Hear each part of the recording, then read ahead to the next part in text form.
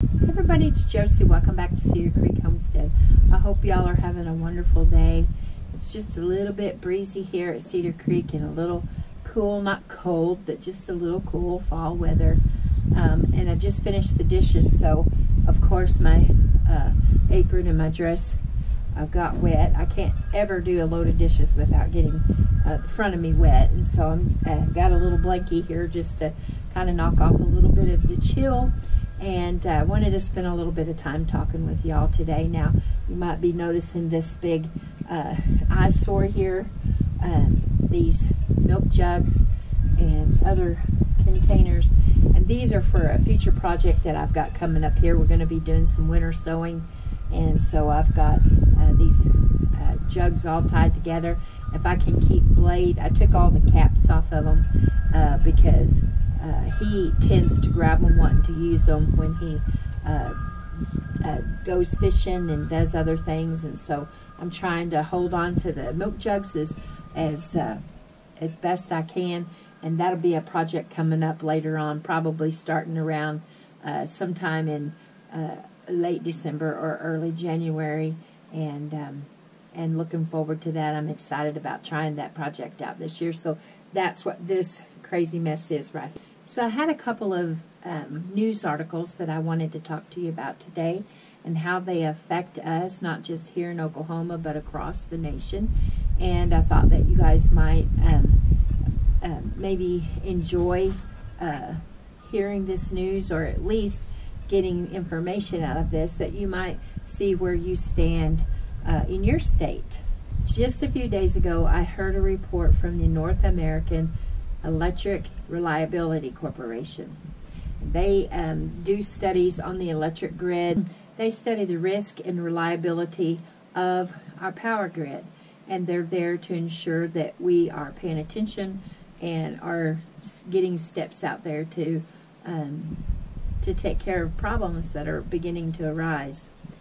And they are saying this year, 2023, going into 2024, that our Oklahoma is one of 14 states that are highest risk for experiencing power interruptions if we have a major winter storm. Now, we thought back in the summer, we had some talk that this might be a kind of a boogery winter for us. Now we're hearing that it may not be such a terrible winter, and most of the 15 years that I've lived here, we've had mild winters. There have been a few that we've gotten quite a bit of snow or gotten some really cold temperatures. Just a few years back, the winter after Howie passed away, it got very cold, extremely cold. And in February, it's coldest temperatures. In 1 week's time, I lost 3 baby calves that were newborn to the temperatures and the conditions. And so we know that those things can happen, and now that this corporation is saying that Oklahoma is one of the top 14 states that could experience interruptions if we have a major storm. Now, they're not saying it will happen, but it's saying it could happen. And a lot of people catch themselves kind of shrugging those things off and thinking, oh, it'll never happen here. And some people say, well, we prepared all the other times that they told us that it might get bad. We prepared and nothing happened, and so we're not going to do anything like that this time. But I am going to take precautions. Here it is in November, a week before Thanksgiving. Beautiful weather. But I'm going to begin doing things now. My attention has already turned to fall and to winter, making sure that we have steps in place in case we do have problems. Now, very few times do we lose power because of bad winter weather, but there have been a few times. And so we have a generator, and we actually have 2 different generators that we can use. Our ultimate goal is to have a whole house generator. My parents have gotten one. They've got one in the last few years, and I was talking to them about it the other day, asking them how they like theirs, and they love it. One of the reasons that it is important is my stepmom has some health issues, and she requires being on having oxygen, and so she needs the power for that. And just a few years back, in that, we remember when Texas had all their bad weather. We had the bad weather, they had the bad weather, but Texas had really all the tragic stuff going on down there. Well, because my parents have natural gas, and the city of Pea Ridge turned their gas off for a certain amount of time to make sure that other areas had access.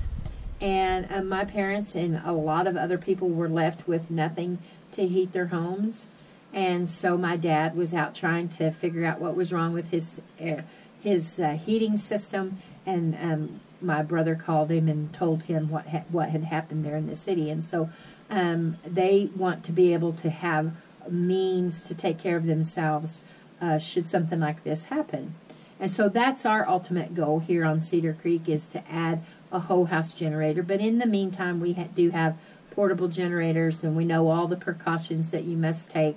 Not putting them inside your house, keeping them away from, you know, your doors and windows. Don't put them in your garage. Don't do things that carbon monoxide is going to get in your house. It can be a very dangerous and deadly thing. And so we've made that step. Now, I have a mobile home, a double-wide mobile home, and so we don't have wood heat. Now, we have talked about building on to the home and possibly building in the structure that we build on, making it where it would be safer to have wood heat that could heat the rest of the house. And then we also have mini splits, and although they run on electricity, they're a little bit easier. Should we have to have the generator to power one of those up and at least keep part of the house warm. Now, besides heat, you also need to be thinking about other things. You need to think about, well, if we do lose heat, if it's a major storm and we are going to lose electricity, and if that involves heat and it involves being able to cook and to shower and do all these other things, is one of our options staying at home or leaving home, going and staying at a relative's house or a friend's house, staying in a hotel. We have animals and that we need to be here and take care of them, so probably more than likely we would stay here. Now, you do know that we have 2 littles and we have another one. Cheyenne is expecting her 3rd baby, and we're looking forward to that, and he's due in January. And so, you know, there might be some different things that we have to look at there with having an infant in the house. But there's options that you can take now. There's steps that you can take now to be prepared for winter weather. If they should do some of these power interruptions here in Oklahoma for us, or if your state is one of the ones, you know, you need to have plenty of blankets on hand. We're blanket people. Right now you can find blankets, little cheap blankets on sale. You can pick up quilts at yard sales, and people a lot of times change out their bedding and they don't want their comforters, and they don't, you know, you can get them for really cheap. And I would be keeping my eyeballs peeled right now for those kind of things. Make sure that you have socks and sweats and things that you can layer if you need to inside your house. A tent that you can put up. The kids will think that it's fun. And you could have, you know, an extra layer of protection to keep everyone warm in the winter. I always try to go through this so that we're prepared ahead of time.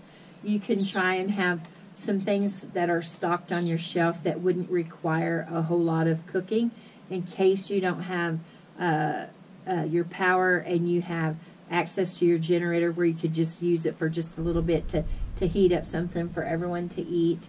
There's all kinds of things that you can prepare that way. You can have your snack foods, but you're going to get tired of the snack foods. And if you have canned beans or you know, some kind of protein, some kind of meats on your shelf, some apple sauces and different peaches and fruits and things like that, different items that are going to keep everybody well fed. You know, and then you have to consider if you're able to wash dishes and you're able to, you know, take care of hygiene and all that kind of stuff. And so another thing that I would tell you to make sure that you do is if you've got winter storms coming in, if you've got frigid temperatures coming in, I would definitely get some water stored up so that you've got access to water. Should your water freeze, should something happen and you don't have access to water, at least you would be able to clean a little bit and you know, make you a pot of tea or coffee or hot chocolate and brush your teeth and do those kind of things that make you feel a little bit better. And so just know that they have this study out there. It's the North American Electric Reliability Corporation, and you can go on there and they have different studies and different reports, and you can go on and you can see for yourself where your state falls in all of that.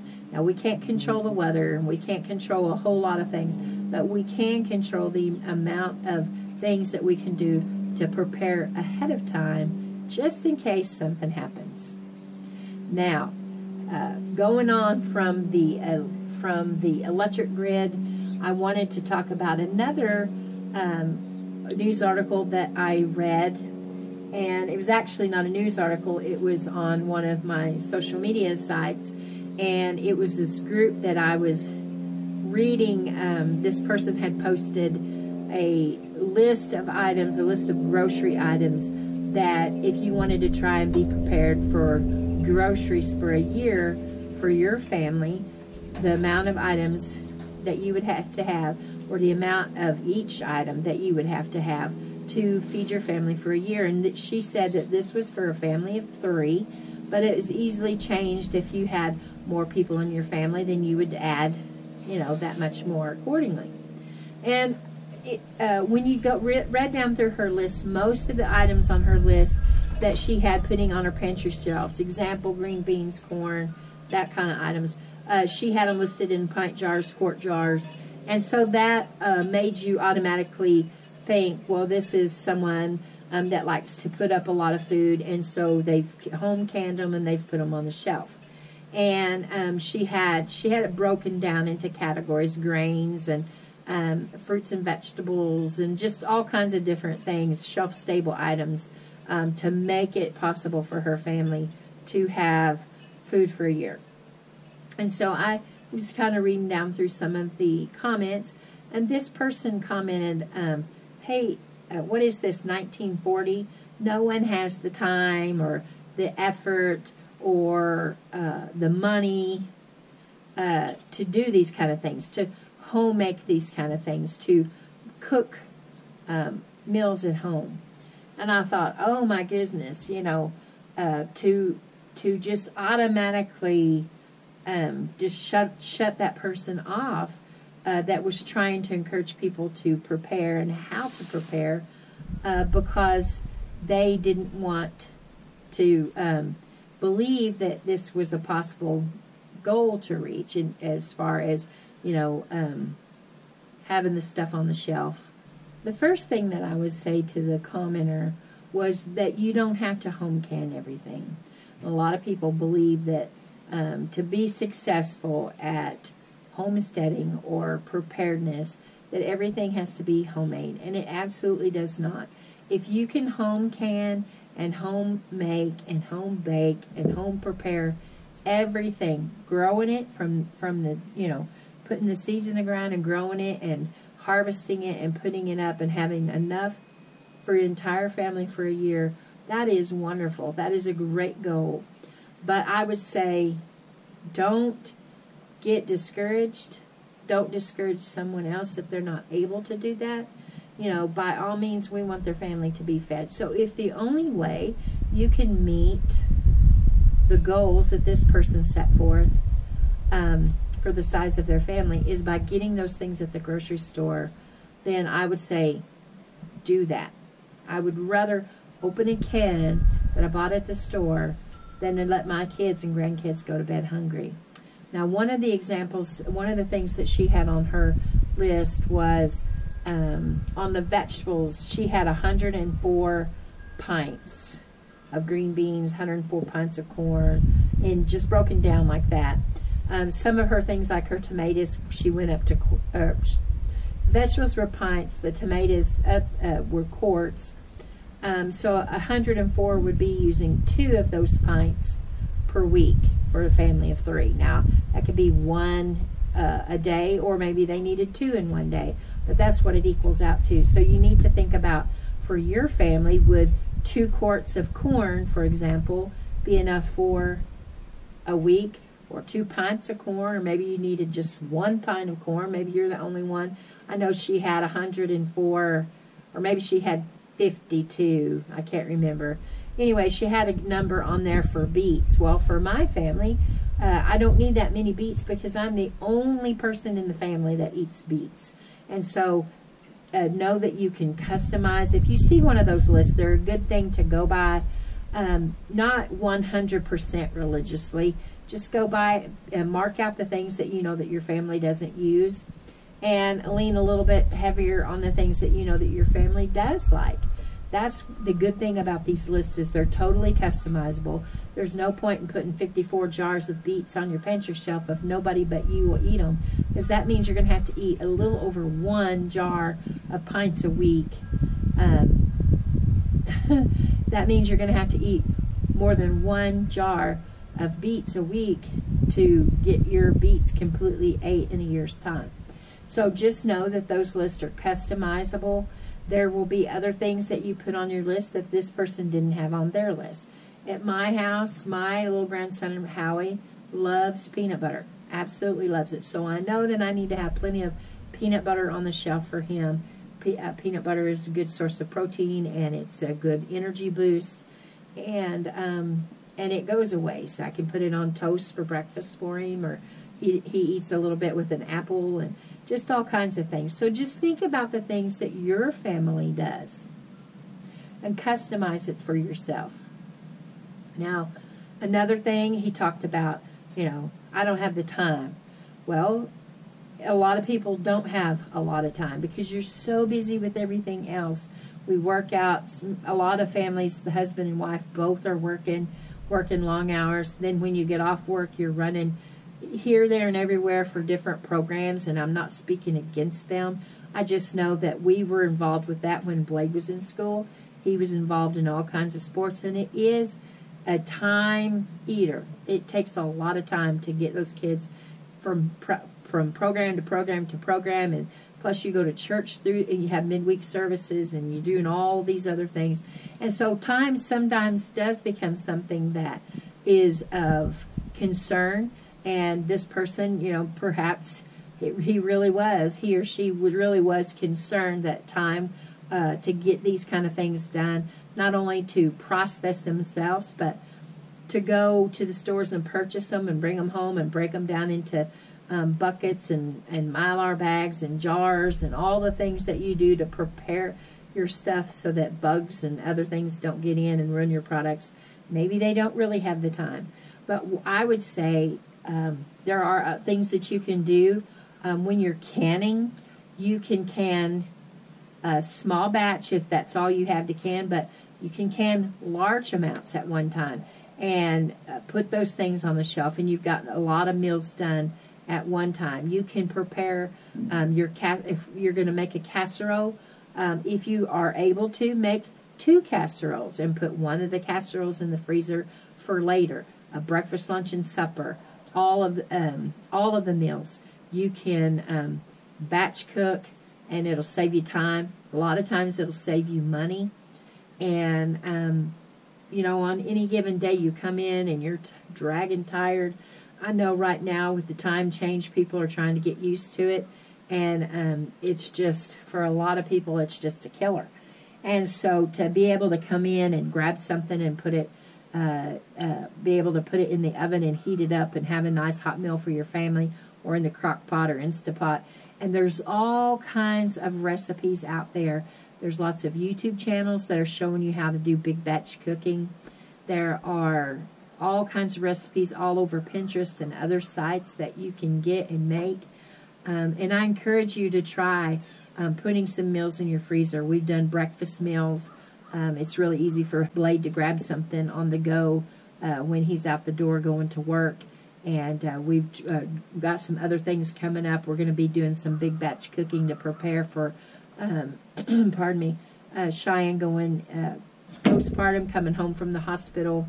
Sometimes it's a blessing to have those things on the shelf. Now, besides having the time to cook them, having the energy to cook and all this, a lot of people are saying, I've done these things, especially new canners and especially people that are new to canning. They get excited and they can a bunch of stuff and they put it on the shelf, and they've made some great steps in being self-reliant. But now they're looking at this shelf full of stuff and they're thinking, what do I do with it? So I would challenge you to take some time to think about those ingredients that you have on your shelves. You know, some people prepare a meal, just like we talked about with the freezer meals. Some people prepare that. They know what they're making. It's already done. They just have to take it out, let it thaw, and put it in the oven, and it's a done deal. Other people put stuff in the freezer, or they dehydrate it, or they freeze dry it, or they put the ingredients on the shelf, and then it's their responsibility to pull those ingredients off the shelf and to make something. So what I would suggest that you do is begin to think about some recipes that you can use these things for. That you could say, well, I can take a jar of this, whatever protein it is, and I can take these 2 vegetables, and I can take this mix, because you can also make all kinds of mixes and bacon mixes and spice mixes and spice blends, and all these different things are going to work for you if you take the time to prepare it ahead of time. But prepare and practice your recipes. Write those things down so that if you're not home, if you got a son like I have here, and if Cheyenne and I are not home at the time, he can go to the shelf and he can pull something off, and he'll know how to make it and have a good hot lunch or something. He's come in from hunting and he's hungry for something. Now, I will say, make sure that you label everything. Label the things that go in the freezer, those casserole dishes. Now, I know that you're thinking when you've got that chicken spaghetti, or you've got those enchiladas, and you're putting them in the freezer, you're thinking, I won't forget what this is, but you possibly can. And I know that those coming in behind you aren't going to look at it and not know exactly what it is either. If you've got it wrapped properly so it doesn't get freezer burned, make sure that you write on it what it is and how to cook it or to bake it. The stuff that goes on your pantry shelf, I've stressed this a lot. Don't think that you'll be able to look at it in 6 months and remember. If you got 2 things sitting right beside each other that look almost exactly alike, 2 different baking mixes, you're not going to remember which one is which. Trust me on that. And I'll tell you a funny little story. I made the pan release, and I did a video on it of the pan release that you make it and you store it in your refrigerator, take it out, and you put it in your baking dishes, and it's like Pam and those others. Instead of a spray, though, it's a homemade version, and it works really, really well, and I really liked having it. And I did the big no-no that I'm preaching to you here about. I did not practice what I preached. I put that in a glass see-through bowl with a lid on it, thinking Cheyenne and I will not forget at all what this is. And we didn't forget what it was. But I did not label it either. So one day we had been somewhere, and we come home, and Blade had cleaned the refrigerator out. And that bowl, he could not tell what it was. He dumped it, and it scrapped it. And so now I have to make another batch. Baking season is upon us, and I need to make another batch. And had I labeled it properly, I would still have it. So make sure that you label your items. And hey, you know, go into this season. I know we're in a very busy season. Holiday season's coming. We're looking for gift ideas. We're looking for cooking and baking ideas. If you're like me, you've got church parties and you've got family events and you have all these things, and it gets chaotic. So don't put any more stress on yourself by not labeling your items. Try some of that big batch stuff and see if it doesn't encourage you to continue doing that, so that you can take something out on a day and make it easier on your life. We've got Christmas programs and all kinds of things to do. And wouldn't it be wonderful to pull off several jars off the shelf and make some kind of really good soup or other item? I think you would really enjoy it. So guys, I just wanted to bring these 2 stories to you to kind of get you thinking about things that we need to be working on besides all of our other busy stuff that we have going on in our lives. A couple of more things to think about, you know, preparing for winter, and you know, continue to prepare and stock our pantries. And don't let people discourage you by saying, you know, that you don't have time or energy or money or any of these things. We all have to stretch our budgets and do something that makes it a little bit easier on you. It's okay to not be up to your elbows in homemade noodles and homemade sauce and all of those things, and trying to answer the phone and run after the toddlers and go pick the other kids up at school. It's okay to make it a little bit easier on yourself. It really is. Until next time, guys, this is Josie. I love you guys. I really do. Keep looking well to the ways of your household. Prepare those things. Have fun doing it. And until next time, we're gone.